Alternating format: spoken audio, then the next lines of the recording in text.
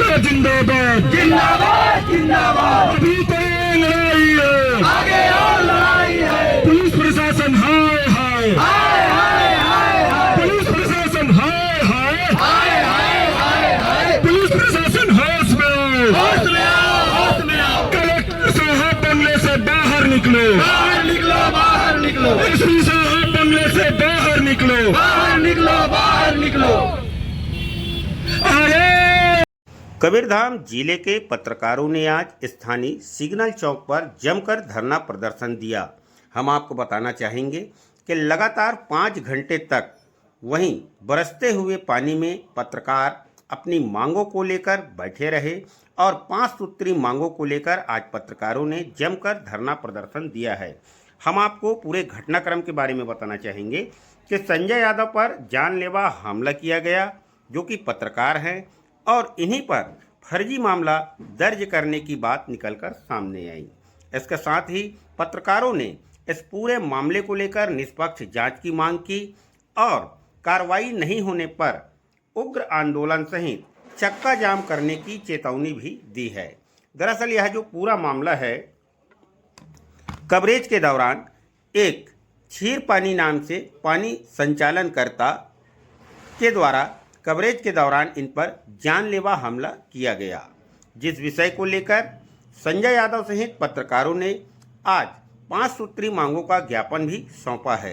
इन मांगों की अगर हम बात करें तो पत्रकार संजय यादव ने बताया कि किस तरह से उनके ऊपर यह घटना घटित हुई और आज कबीरधाम जिले के पूरे पत्रकार संजय यादव के साथ खड़े हुए हैं और किस तरह से इनके ऊपर मामला भी दर्ज किया गया है। पत्रकारों ने कहा कि पूरे मामले की निष्पक्ष जांच हो, संजय यादव के ऊपर जो एफआईआर दर्ज किया गया है उसे हटाया जाए। इसके साथ ही अन्य 3 और विषय हैं। इस पूरे मामले को लेकर हम पहुंच रहे हैं आपके पास। आप बने रहे खबर योद्धा के साथ। निकलो, बाहर निकलो, कलेक्टर साहब बंगले से बाहर निकलो, बाहर निकलो, बाहर निकलो। पत्रकारों की पीड़ा सुननी होगी, सुननी होगी, सुननी होगी। पत्रकारों का जिंदाबाद जिंदाबाद जिंदाबाद। नारी को बचाने के लिए पूरा पुलिस प्रशासन लग गया था। पुलिस प्रशासन के द्वारा धमकाया जा रहा है पत्रकारों को, आपके विरुद्ध कार्रवाई हो जाएगी, आपके विरुद्ध में और कई अन्य मामला, इस तरह की बातें, ये कहीं न कहीं अशोभनीय मामला है, क्योंकि पुलिस को कानून का रक्षा करना है, पत्रकारों का रक्षा करना है, लेकिन जिस तरह से धमकाया जा रहा है कहीं कहीं गलत है। ये इस पर भी कार्रवाई होनी चाहिए। ये इकलौता मामला नहीं है, इससे पहले भी पत्रकारों को पुलिस विभाग ने नोटिस दिया था। क्या हम पत्रकारिता करें या हम पत्रकारिता करेंगे तो क्या पुलिस विभाग एफआईआर कर देगा सर हम लोग के ऊपर?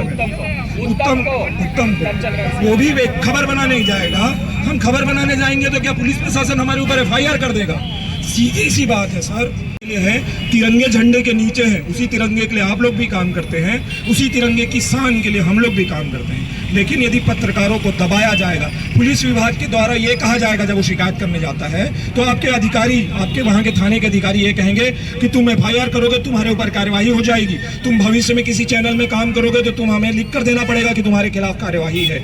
ऐसा कितनी खबरें हैं सर, ऐसी कितनी खबरें हैं जिसको हम आपके साथ मिलकर काम करते हैं। कई बार हम छोड़ भी देते हैं, ठीक है ये जनता के हित का मामला है इसलिए हम खबरों को छोड़ भी देते हैं, लेकिन इस बार अति हो गया है सर। आप अपने पुलिस विभाग के अधिकारियों के ऊपर भी कार्यवाही करिए और उसके ऊपर भी कार्यवाही करिए जिसकी खबरें हम बना रहे हैं, जो हमें मारने की धमकी दे रहा है। और आज आप यहीं पर हमें आश्वस्त करिए कि पत्रकार सुरक्षित है कवर्धा जिले में, क्योंकि आप एक वरिष्ठ अधिकारी हैं।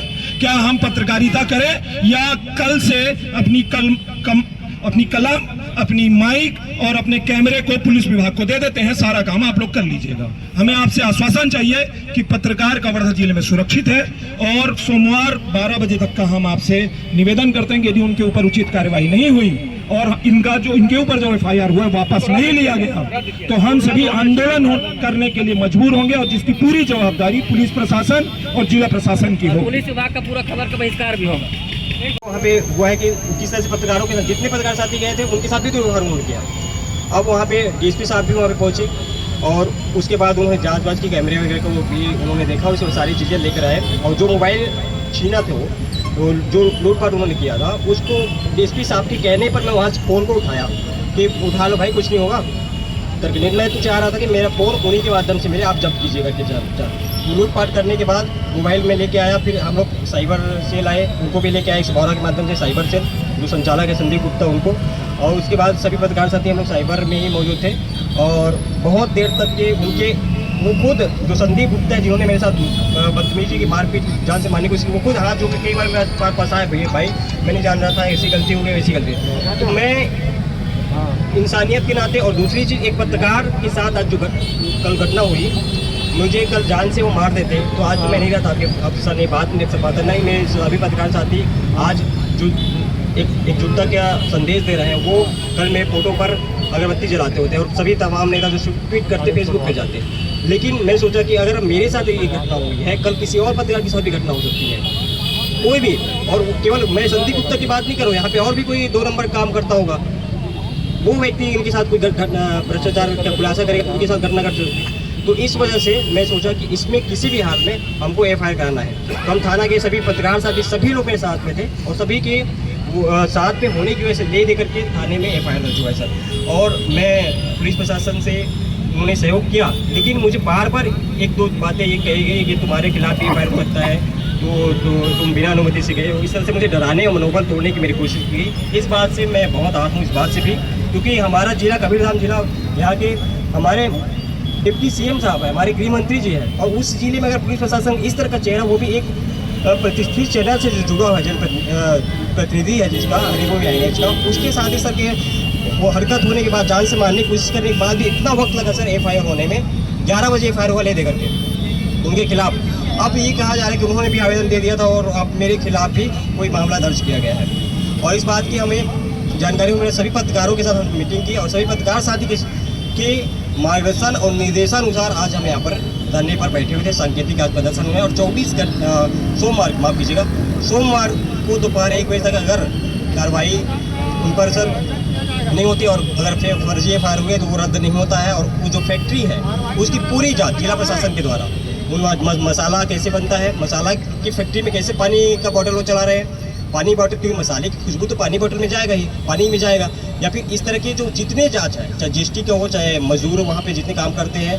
और सुनने में आया है कि वो जो मिर्ची पाउडर बनाते हैं उसमें तो बता रहे हैं कि कई लोग शिकायत ऐसी भी है कि उसमें ईट का पाउडर मिलाते हैं, इस तरह की भी शिकायतें उनकी हैं। तो बहुत सारी उनकी शिकायतें भी है। इसके पहले 1-2 पत्रकार साथी और शिकायत किए थे, उसमें उन पर पेनाल्टी भी लगा था, उनका पानी बॉटल जो है फैल हो गया था पानी। इसके बावजूद उन पर दबाव बनाने के बजाय, उन पर कार्रवाई होने के बजाय मेरे ऊपर दबाव बनाने की कोशिश की। इस बात से मैं बहुत आहत हूँ, क्योंकि मैं पुलिस का, प्रशासन का बहुत रिस्पेक्ट करता हूँ और मैं सभी के साथ, मैं आपका भी सर बहुत रिस्पेक्ट करता हूँ, आपका सारे हमारे साहब हैं, चाहे एडिशनल साहब हो चाहे SP साहब, मैं उनका भी बहुत रिस्पेक्ट करता हूँ। लेकिन मेरे साथ सर जिस तरह से मुझे मेरे ऊपर दबाव बनाने की कोशिश की पत्रकार होने के नाते, ये सर मुझे अच्छा नहीं लगा। और मेरे सभी पत्रकार साथी लोग भी सभी इस बात से नाराज हैं, सभी वरिष्ठ पत्रकार साथी। सूचना पर FIR पंजीबद्ध किया गया है। पत्रकार भाई के अगेंस्ट में किसी भी प्रकार की कार्रवाई अभी नहीं की गई है। उसके कंटेंट की जांच की जाएगी, अगर उससे संबंधित तथ्य मिलते हैं तो आगे कार्रवाई की जाएगी, वरना खात्मा खाते भी किया जा सकता है। आप लोगों के द्वारा जो भी तथ्य बताया गया है उस पर जाँच किया जाएगा, जिसमें जो भी तथ्य आएंगे उसके अनुसार आगे कार्रवाई की जाएगी। पीड़ित प्रथम प्रार्थी पत्रकार थे, उनके तरफ से भी काउंटर करके मामला को डिले कर दिया गया है। मेरे को जहाँ तक जानकारी मिली है उसमें दूसरा पक्ष था, उसने भी कुछ वीडियोस बना के रखे थे, जिसने वीडियो उसने दिखाया था।